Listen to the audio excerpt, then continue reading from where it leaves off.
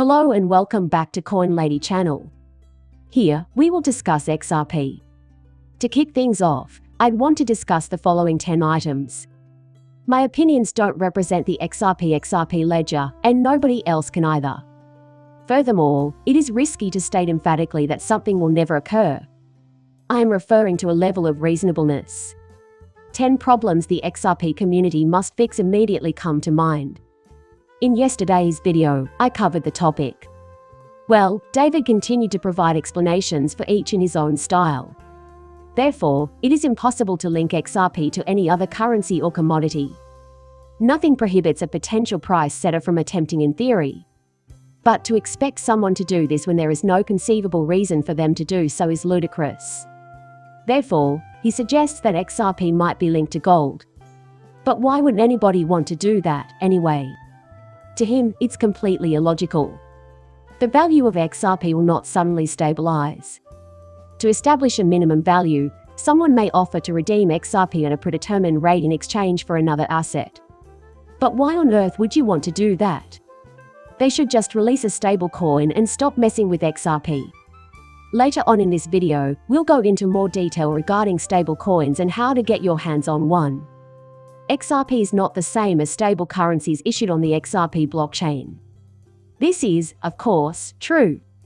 He claims that the XRP ledger can be used to create stable currency. However, XRP is a separate asset from them. They're usually redeemed and controlled by the issuer. However, XRP doesn't function in this way. Power is needed to run the XRP ledger. I don't see how anyone could find fault with this. No non-electric machines we have are powerful enough to support a blockchain. The XRP token only has value when recorded on the XRP blockchain. You can establish XRP dollar-denominated assets elsewhere, but unless they are one-to-one related to the XRP on the XRP ledger, they're not XRP but a derivative or IOU. ISO 222 is in no way related to XRP. ISO 222 is a financial messaging standard. The digital currency XRP. While both may find application in some contexts, there is little to no natural overlap between them. In a moment, I'll elaborate on it. Exchange Rate Protocol XRP is unnecessary for inter-ledger transactions. ILP can be used with any asset for settlement or payment purposes. You can use ILP to make peer-to-peer dollar payments, and it integrates well with XRP ledger payment channels. However, this does not restrict the usage of XRP to denominated payments or the use of payment channels, IOUs, derivatives, etc., as massively scaling blockchains is challenging. Most financial transactions should not be shared with the world. When people say that XRP will move all the money in the world, I always respond by saying that it will move some of the money, but not all of the money. That's why we also put money into other currencies. The United States government will not be repurchasing XRP. XRP fragility is further highlighted by making it dependent on a single jurisdiction. Diverse ownership is crucial to the success of cryptocurrencies. Since the US government plans to repurchase XRP, we've been advocating that other governments do the same. How much would they be willing to pay to have it back? People were really hung up on that for a while, and videos about the government buying back your XRP are still being released today. In my opinion, that will never occur. The Ripple network operates independently from the XRP blockchain. RippleNet is a business-to-business payment system that makes it easy to send and receive XRP transactions on the XRP ledger. RippleNet is an internal network built upon ILP infancy. What you see is what you get with XRP and the XRP ledger. If you think there's a huge secret, you're mistaken. Your imagination is limitless, but that doesn't mean you should just accept anything you come up with as real. That's why I attempt to back up what I say in my videos with supporting evidence. For the simple reason that XRP is the subject of much speculation. Many people have been doing this for a long time. When a brand new storyline is introduced, everyone becomes giddy about it because they believe it to be the moment when everything changes. XRP is going to crash, but you have to keep an eye on the actual world. David isn't kidding around when he says anything can happen. He hasn't ruled out the possibility that XRP could have a gold backing. What he means is that he can't think of anyone who would want to do it. However, I have never had faith in buybacks or anything similar. since it is equivalent to giving away your XRP if you're required to sign it over to another party. That's why I've always thought it looked fishy. Now even the crypto community has gone on a rant. Ripple Labs, the corporation, is in no way associated with this. In 2013, James Cox attempted to establish a corporation to purchase and sell bullion over the Ripple payment channel. There was a lot of gateway experimentation going on. Bitstamp had the majority of the Ripple gateway market in 2014. It was originally anticipated that the Ripple API would be leveraged by a wide variety of gateways and ideas, such as market makers and PP developers. Change is inevitable in the corporate world. The movie also shows the closure of the Ripple Bullion Company in 2015. Tape and trades and investments are now managed by the company's founder. The average research time is only 5 minutes. Considering how quickly you hear claims that breaking XRP Ripple is already backed by precious metals, such gold, platinum, and silver also present is Claudius. When one person has an experience and draws a certain conclusion, there are always those who will try to disprove that conclusion. I believe Crypto Erie's intent was merely to debunk this. She was trying to undermine the discussed storyline by saying things like "you got this all wrong" or whatever. But you have to realize that I'm typical of the folks that upload movies on YouTube. I make assumptions, but I always make it clear when I'm doing so. Unless I can prove it to you. This is not true. You should know that this is something that is getting a lot of people excited. There are 4 pieces missing from the Gloom and Doom coin. That Fed coin will not make it through the blockchain system's inevitable crash and burn because it lacks gold, silver, ISO 222 Basel, 3, 4, and US Treasury backing. I still think they are going to release some kind of system. Fed now is going to get up and running, and it's going to crash and burn, just as I've been warning you for a while. Actually, you'd be surprised at how often that sort of thing occurs in the USA. What makes me nervous is that they were in such a hurry to get things out that if anything goes wrong, it will be a crisis. In the event of an emergency, they intend to implement a full-scale CBDC. Consequently, laws are being proposed in the United States Congress that would prevent the creation of digital currency backed by a central bank. Texas is contemplating a departure from the dollar-based status quo by issuing a digital currency backed by gold. No longer do people refer to X or P as gold-backed. They're talking about a brand new currency, not just a cryptocurrency backed by gold or the US dollar. I wanted to bring this up since, as I recall, we discussed stable currencies and how David mentioned them. The one thing I can't quite figure out is this.